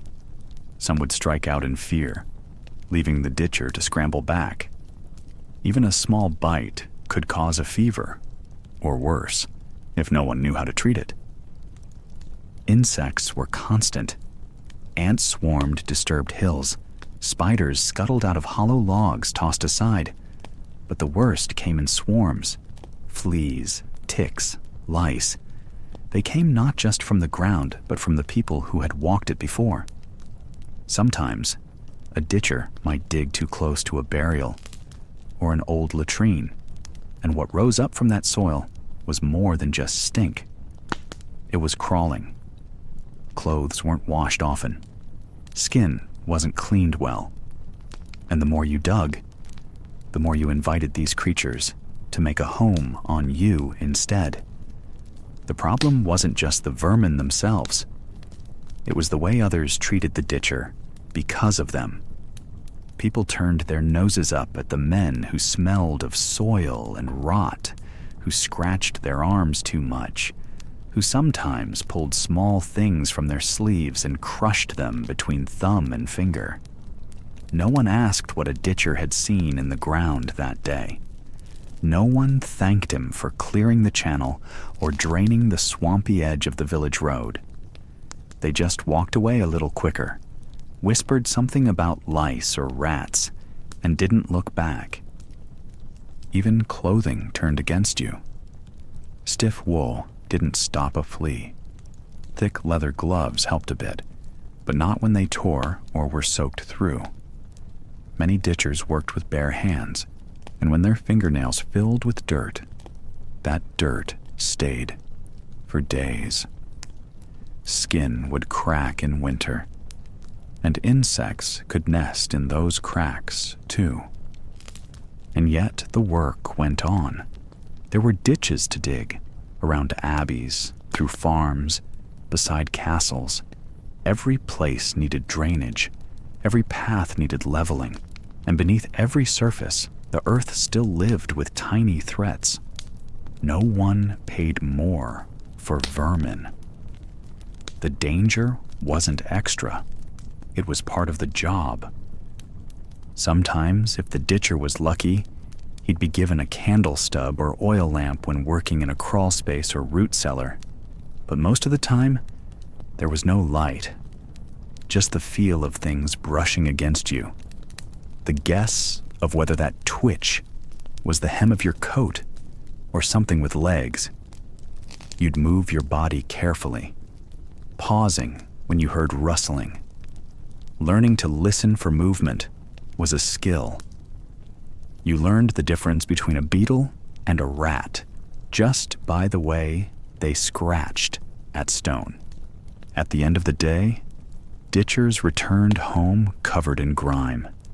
They shook out their tunics and hoped nothing else came out with it. If they had a fire, they warmed their clothes beside it, not just to dry them, but to kill what clung to the fabric. Some said the heat helped drive out lice. Others boiled their clothes in water with ash, though few could spare the wood for such things. Still, the creatures always returned. The ditch, like the world, never stayed clean. The dirt moved. The vermin moved with it. And the ditcher, he went back in again. The morning begins like most do, before the sun fully rises, before the frost has melted from the weeds along the footpath. You pull on your rough wool tunic, still damp from yesterday's sweat. Your stomach is already tight, already hollow, because this morning there is no food waiting, no bowl by the fire, no crust left over from last night. just the sound of wind and the ache in your belly that tells you today will be long. And today, you'll work on an empty stomach. It isn't rare. It's not even surprising. In the best of times, meals are small. In the worst of times, when wages are late or food stores run low, there may be no meals at all. You step outside and tie the sash around your waist. There is no breakfast. Just the weight of the shovel over your shoulder and the long walk to the field. The other men are already there. Some mutter to each other. Others just nod and begin. The day doesn't wait, and neither does the ditch. The air is cold. It sharpens your senses. For a while, that helps. You dig and lift and toss the earth aside. The rhythm keeps your mind busy. But by mid-morning, the emptiness returns, not just as hunger, but as weakness. Your arms tire sooner. Your knees feel soft. You grip the spade tighter, trying to force strength where there is none. You think about food constantly, not feasts, not roasted meats or honey cakes, just a piece of bread, a hard crust dipped in broth, a turnip boiled soft, something warm, something to chew slowly, to feel full for a while. In a good week, you might have coarse bread made from barley or rye. It's thick, heavy, and dry. Sometimes it's mixed with bits of chaff or ground beans to stretch the flour. A bowl of pottage might sit by the fire. A thin stew made from whatever could be found. Cabbage, onions, or nettles. If someone had a bit of pork fat or dried fish to throw in, the smell would fill the house for hours. But this week hasn't been good. The steward said, "The Lord's grain stores were short. Wages are delayed. You were paid nothing yesterday." "Maybe tomorrow," he said. "Maybe." And so, you dig. There's an old man nearby, also a ditcher. He's slower now, but he keeps going. Today, he brought a bit of hard cheese wrapped in cloth. He eats half at midday and offers a bite to you. You thank him quietly, break off a small piece, and chew it with care. It tastes sharp and strong, and it sits in your stomach like a stone. For a little while, it's enough. Most ditchers don't own land. They don't have gardens. They live in cottages or small huts on the edge of the village, paying rent with labor. There is no extra food tucked away in barrels or pantries. If you don't work, you don't eat. If the work doesn't pay, you don't eat anyway. Sometimes you can forage. In summer, there are berries, greens, or wild roots in the woods. But now, it's early spring, and nothing has grown yet. The ground is still waking up. There are no rabbits, no eggs, not even weeds worth boiling. By afternoon, your body feels slow. Your limbs drag. Each scoop of soil feels heavier. But you keep going. Because what else can you do? Complain, and the steward may replace you. Sit down too long, and the chill seeps into your bones. The only thing worse than being hungry while working is being hungry without work. You think about the manor kitchen, just over the rise. Smoke from its chimney curls into the gray sky. That's where the good meals are. White bread, fresh meat, pies filled with eggs and herbs. You caught a glimpse, once, years ago, when a side door swung open. The smell made your knees weak. But that food isn't for you. It belongs to the Lord, his family, and the few lucky servants who live inside. Once, a young boy from your village stole a loaf from the manor kitchen. They caught him. The bailiff had him beaten and sent back, limping. His mother cried for days. No one has tried it since, By dusk, your hands are raw. Your knees ache. You haven't spoken much. Hunger makes people quiet. You walk home slowly, each step sinking into the soft ground. When you reach your cottage, the fire is out. There's no wood left. No food, either. You sit down anyway, because standing hurts more. Your wife boils water, even if there's nothing to put in it. Sometimes, just the steam and the act of cooking is a comfort. Tonight, you sip the warm water slowly. You pretend it's broth. It helps, just a little. The children are asleep already. They had a bit of gruel this morning, watered down and stretched thin. You're glad they don't understand how close to hunger they truly are. You pray silently that tomorrow brings something more. You lie down under your blanket, too tired to think. Your stomach is still empty, but sleep will come. It always does after a day like this. And maybe, if you're lucky, there will be bread tomorrow, or stew, or even just a bit of butter on a corner of crust. Ditchers didn't dream big.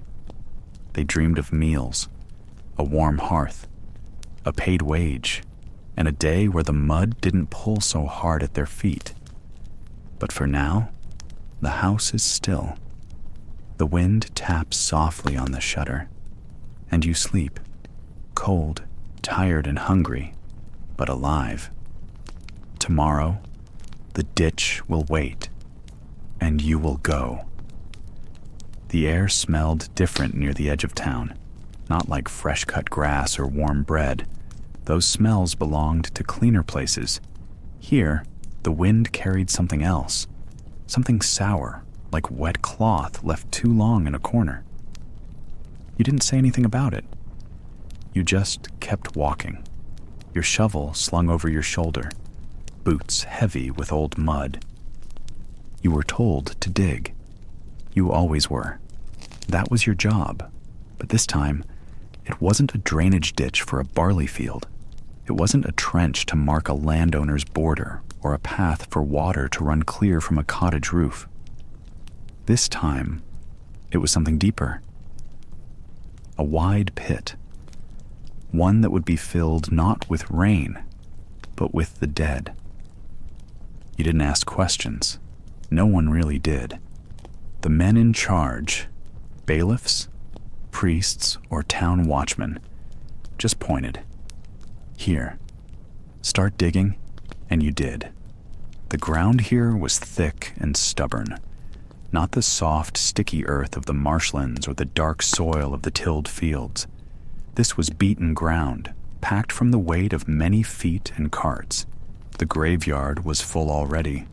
Stones leaning, grass overgrown. The church bell hadn't stopped in days. No time for burials one by one. This would be a plague pit.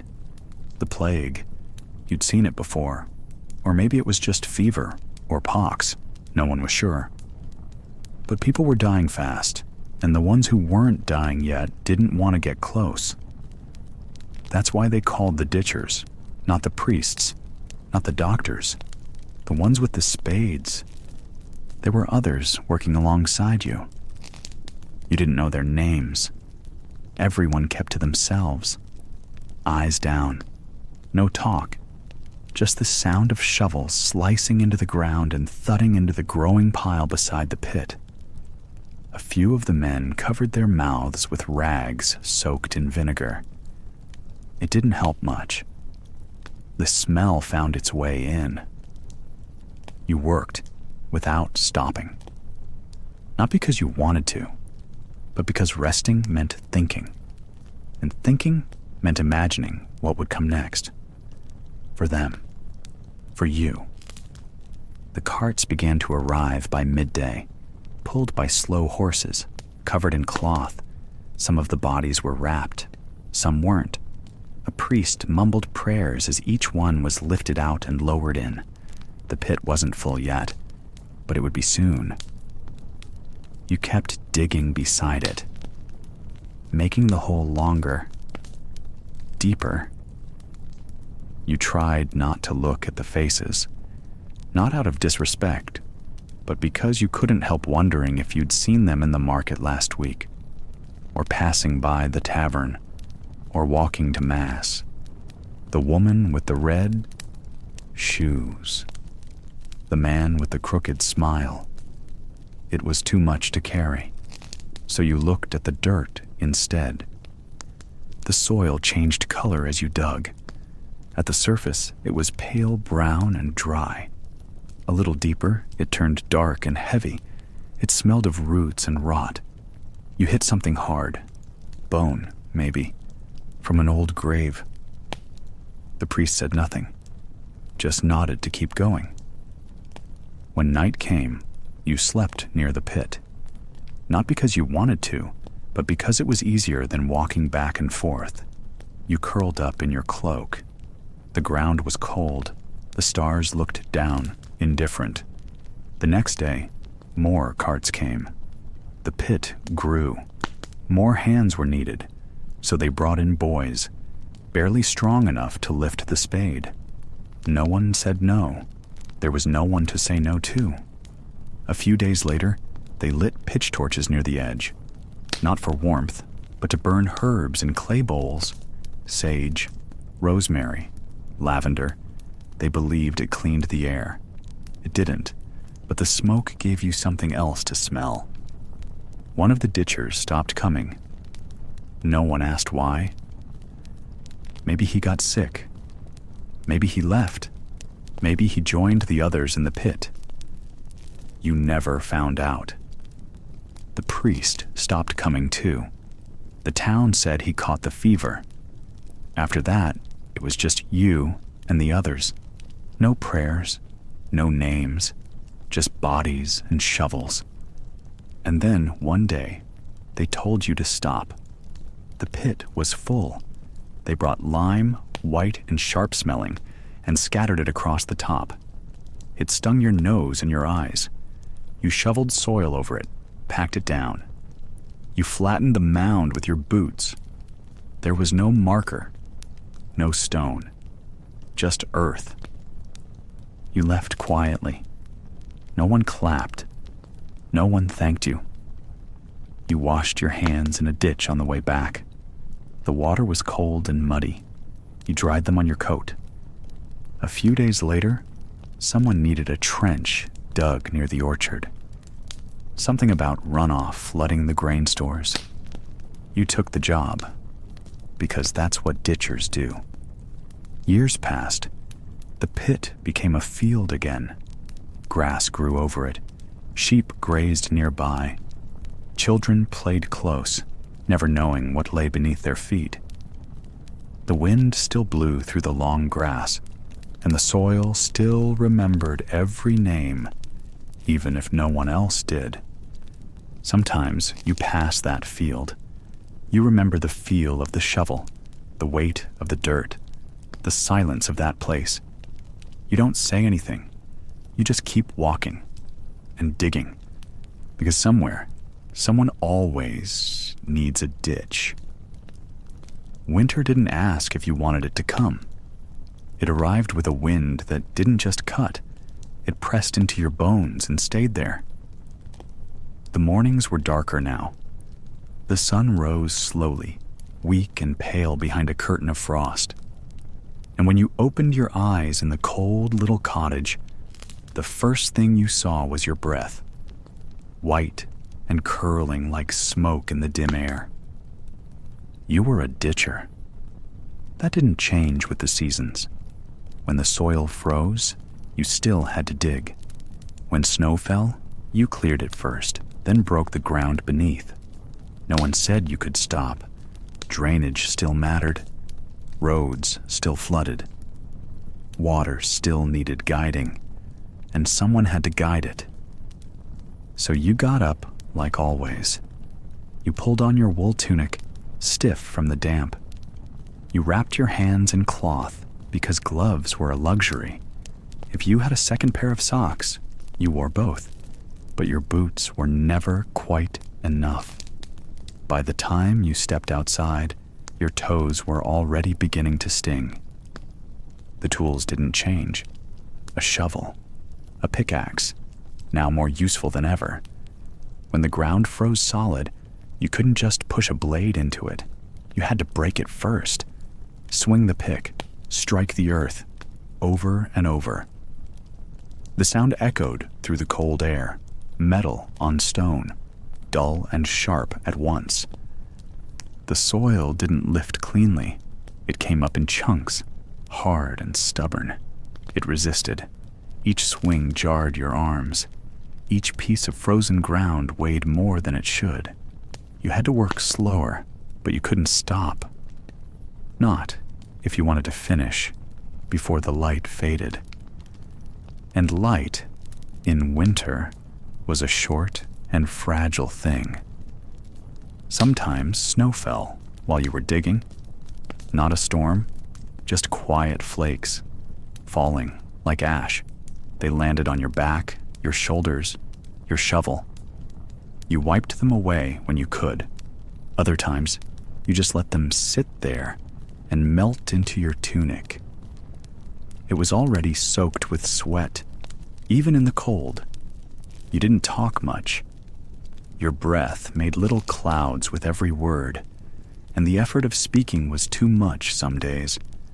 The ground didn't care what you had to say.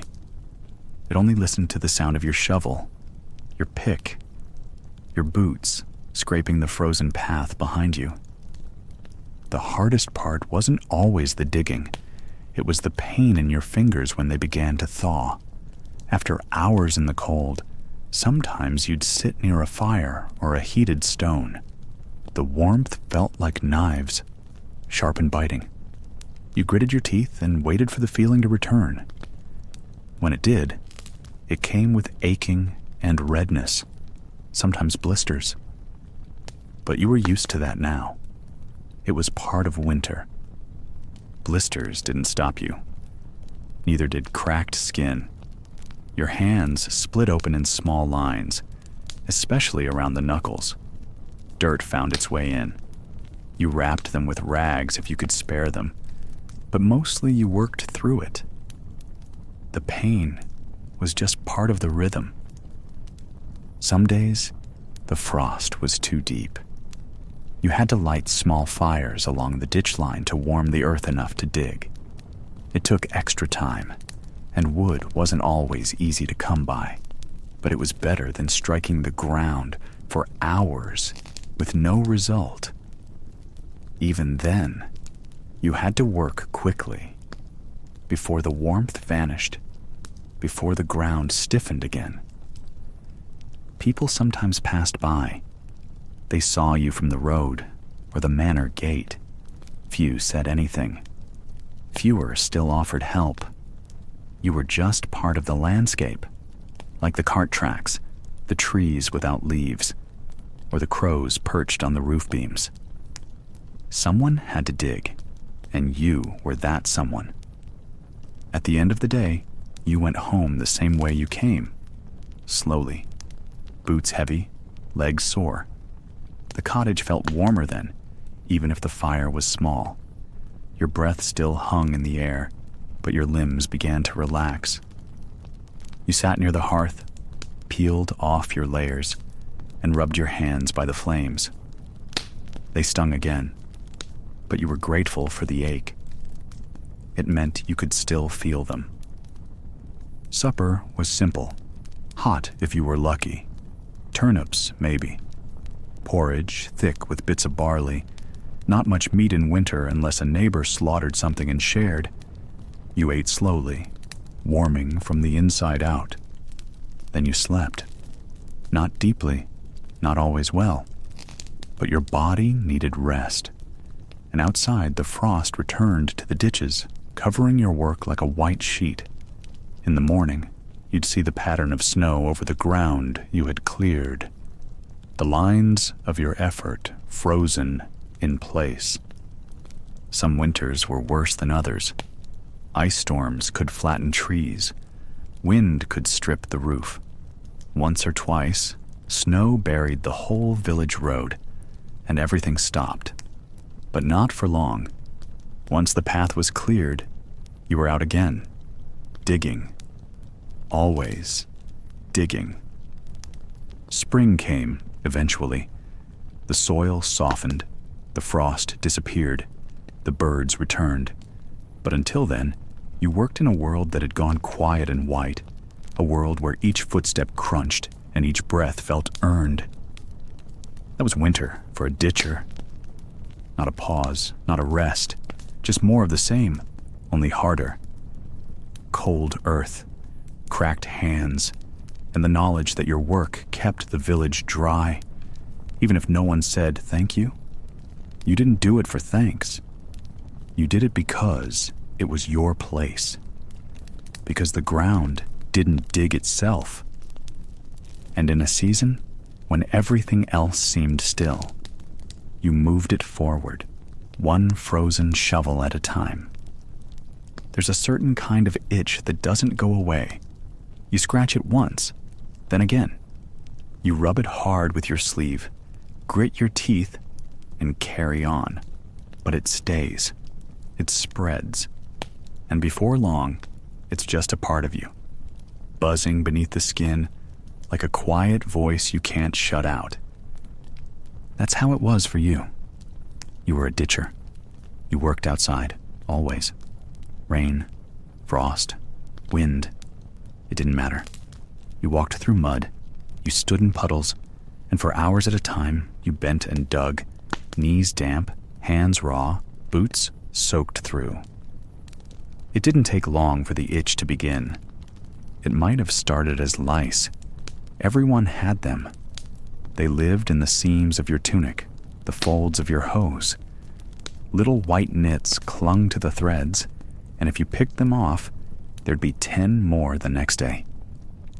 You didn't have soap? Real soap. Not the kind that killed bugs or softened skin. You had water.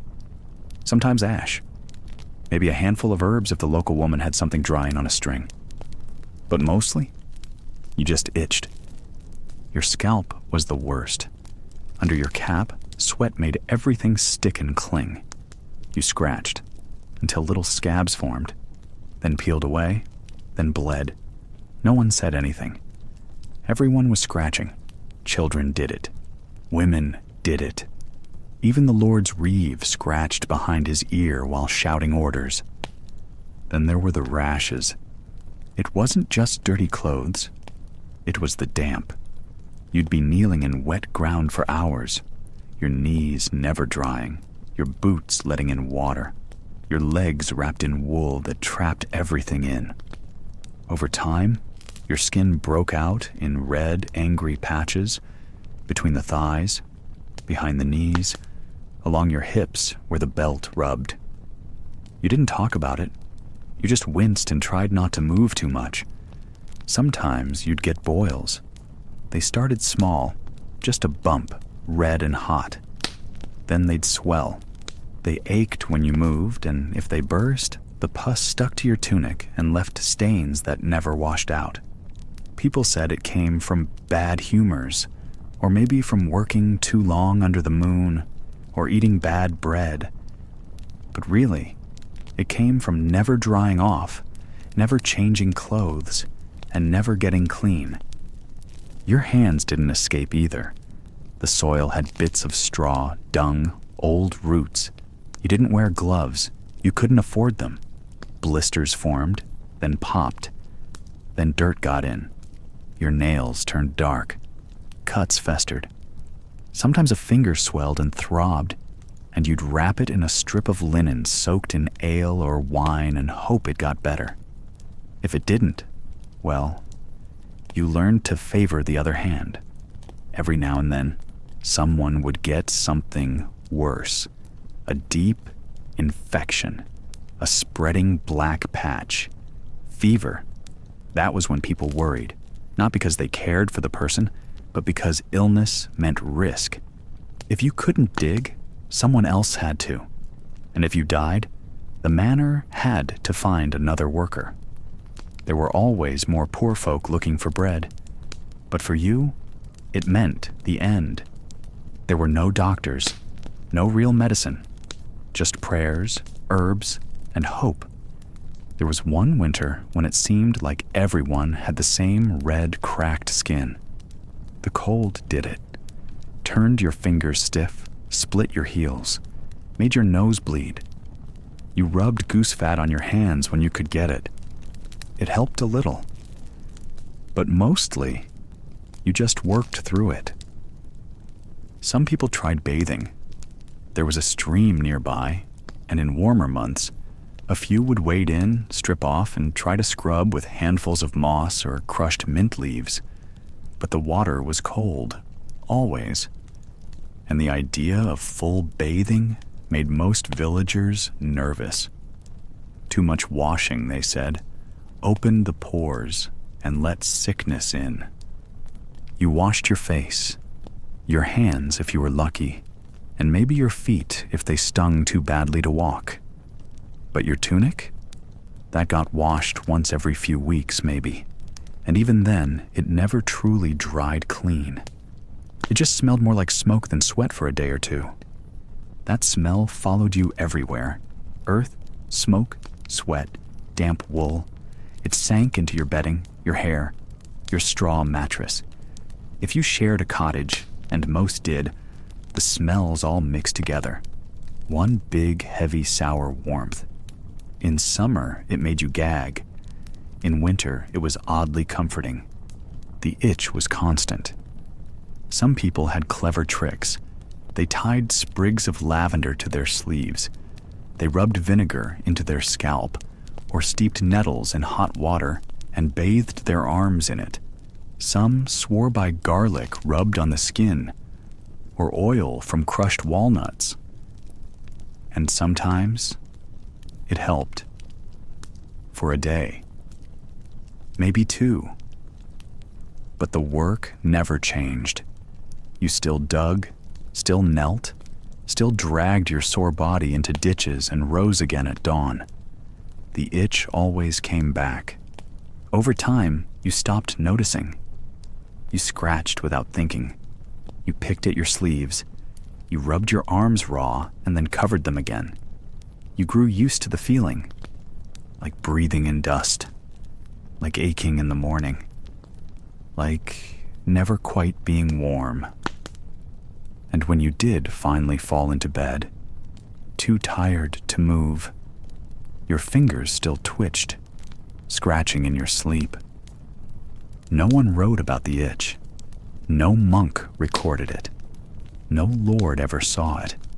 But for the ditchers, the diggers, the low ones in the mud, it was part of the work, as real as the shovel in your hand or the coin you never earned. The itch never left. It's a quiet kind of job, digging, but not the peaceful kind of quiet. It's the kind that feels heavy in your chest, full of thoughts and echoes, and the sounds that drift down from above. You spend most of the day below eye level, shoulders low, knees bent, chest deep in earth, while the world moves on just above your head. The ditch is narrow, just wide enough for a man to turn around in, just deep enough that when someone passes by, they don't really see you at first. That gives you a strange sort of view of life. Not quite hidden, but not fully seen either. And so, you hear things. You see things. All from the bottom. At dawn, the village begins to stir. Chickens cluck, pigs snort, boots stomp on wet paths as people move toward the fields or the wells. But down in the ditch, it's muffled. You mostly hear voices, bits of talk between women carrying water, children shouting as they run past, a merchant cursing a wheel stuck in the mud. It all floats down like leaves on the wind. Most people forget you're there. You become part of the background, a shape in the ground. And when people forget you're listening, they speak freely. You hear secrets, gossip, arguments, promises not meant for your ears. You once overheard two servants whispering about the steward's affair with a baker's wife. You learned a field hand was sneaking extra grain into his own sack. You heard a girl cry after her betrothed ran off with a traveling minstrel. You heard a priest laugh at his own sermon. So many lives, all moving just above the ditch. But not everything you hear is small.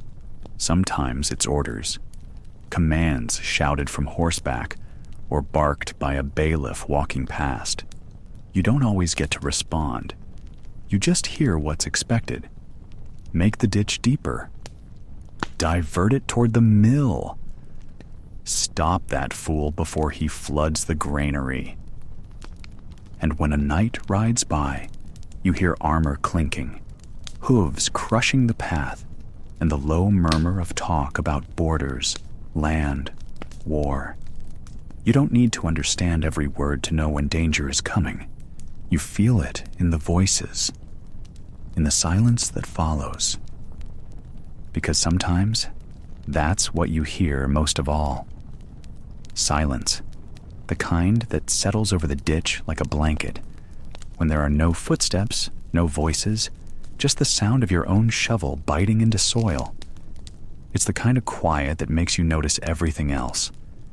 Your heartbeat, the scrape of dirt, the creak of wood. Time stretches. Thoughts echo. And the ditch starts to feel deeper than it really is. You think about what lies below. Not just earth, but bones. You've found them before. Not human, usually. Just a cow's skull or the remains of an old pig. But once, long ago, your shovel caught on something harder than stone. A bit of pottery. Burnt black. A coin with a face no one recognized. The old men said the land remembers.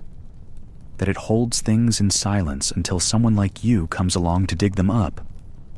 You wonder who dug the ditches before you. What they saw. What they heard. Maybe they listened to different gossip about a different lord in a different time. But the voices were likely the same. Urgent. Tired. Full of hope or worry. The voices of people trying to live, to grow, to survive. Sometimes you're not the only one down here. Other ditchers work nearby. You don't talk much. It's hard to speak while lifting heavy soil. But now and then, someone says something.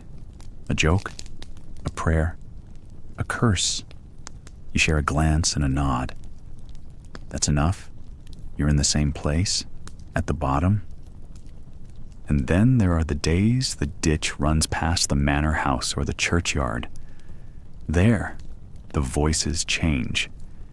You hear Latin from the priest, sharp instructions from the steward, laughter from the kitchen boys. These voices speak from higher ground, both in land and in power. They don't always look down, but they know you're there. They give orders without turning their heads. On feast days, the music drifts over the hedges. You hear tambours, flutes, and the thump of dancing feet. You smell roasted meat you'll never taste. You imagine what it must be like to walk in shoes that don't leak. But you don't envy it for long. You know those people have their own weights. Different from yours, but heavy still. Sometimes, a child will stop and look down at you. Ask what you're doing. Digging, you say. Why? They ask. You pause. To move water, to mark land, to keep the road from washing away.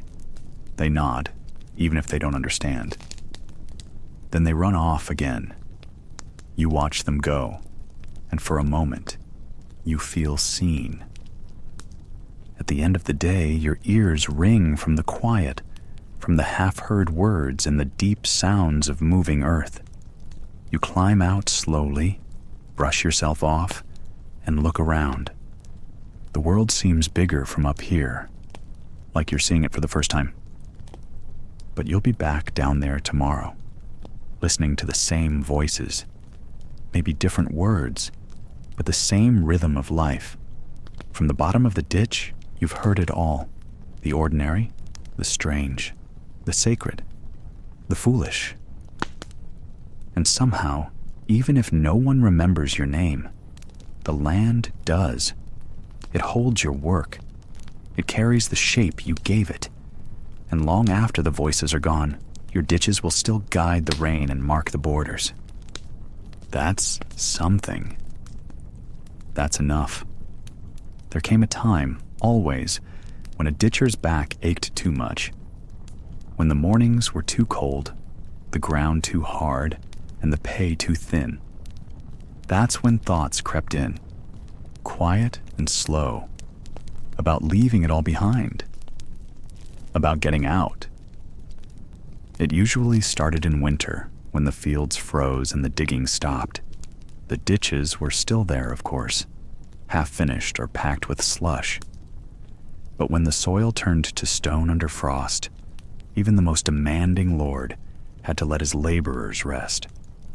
And that rest, that rare pause, was dangerous, because it gave a ditcher time to think. You might be huddled in a cottage with a leaking roof and barely enough firewood to keep your fingers warm. You'd watch your breath rise in the air and stare at the calluses on your hands. You'd rub your joints, swollen and sore from years of lifting sodden earth, and wonder, what else could I do? There were stories, always stories, of a cousin who went to the city and found work with a weaver, of a friend's son who became a cart driver for a merchant, or that one lucky fellow who got taken in by a monastery, not as a monk, but as a cook's helper, warming his feet by the stove every night. And you'd think, maybe, just maybe, you could do that too. In some years, when the hunger hit hardest, or when a ditch collapsed and crushed a friend, a few did go. Wrapped in wool cloaks, clutching what little they owned, they walked. Sometimes just to the next village, sometimes farther. A few even made it to towns, where people talked faster and wore shoes without holes. But most didn't get far. The truth was, leaving ditch work behind wasn't easy. Not just because the roads were long and cold, but because the world had already decided who you were. You were born into labor. That meant you were tied to land, to lords, to duties written down in records kept by men who didn't even know your name. You weren't always legally free to just wander off. In some manners, serfs couldn't leave without permission. And even in places where you were technically allowed, the expectation lingered. Ditchers belonged in the ditches. So even if you made it to a town, life wasn't waiting for you with open arms. What did you know? You didn't read or write. You didn't have tools for a trade. All you could offer was your body, and plenty of other people had that too. Men with stronger backs, younger hands, or locals who didn't carry the smell of damp earth in their clothes. If you asked for work, they might give you a day of hauling barrels or sweeping stables. But it wasn't enough to live on. Not for long. And after a few days of trying, your thoughts would turn back to home. You missed your hearth, your neighbors, the familiar path to the fields, even the rhythm of digging, lift, toss, breathe, felt like something safe, something you knew. So most returned by spring. They'd come back quiet, their packs lighter than when they left. No one mocked them. There was nothing funny about it. Everyone understood. The world beyond was hard. The world here was hard. But at least this hard was familiar. And besides, the ditches always needed digging. The thaw would begin. The frost would melt, the soil would soften, and the reeve would ride out to measure what needed doing. And there you were, shovel in hand again, back in the groove you never truly left. Still, something changed in you after trying to leave. You saw a little more, heard a little more. You understood the way the wind shifted over a far hill, or how travelers passed through without staying long. You looked at your village with different eyes, not angry, just older. Some didn't return, it's true. A few were taken in by monastic farms where they dug gardens instead of ditches. A couple made it to the city and joined building crews, hauling stone for cathedrals or patching walls after a fire. One or two married into another village, trading their spade for a life as a tenant on better land. But for most, this was it. This was the shape of their world. Not a punishment, not exactly. Just a pattern, worn into the generations. A few ditchers tried to pass the work on to their sons. Learn to read, they'd say. Join the miller. He doesn't come home covered in mud. But the sons often ended up in the ditches too, because when there are too many mouths and not enough trades, the earth is always hiring. That's the part people forget. They think of ditchers as faceless workers in muddy fields. But every one of them had moments of hope, of dreaming, of wanting something else. And every one of them had to wrestle with the weight of returning, not in shame, but in quiet, tired truth. Because it was hard to leave a life, even a hard one, when it was the only one that fit. And so, by spring, the spades hit the soil once more. The earth opened, dark and rich. The water ran where it was told, and the ditchers worked, shoulders bent, hands steady, until the frost came again. Thanks for listening. If you're already asleep, great. We've successfully lulled you to sleep. And if you're still awake, well, that's impressive. If you genuinely enjoy these boring stories about history, feel free to subscribe to our channel whenever you're in the mood. Sleep well, and good night.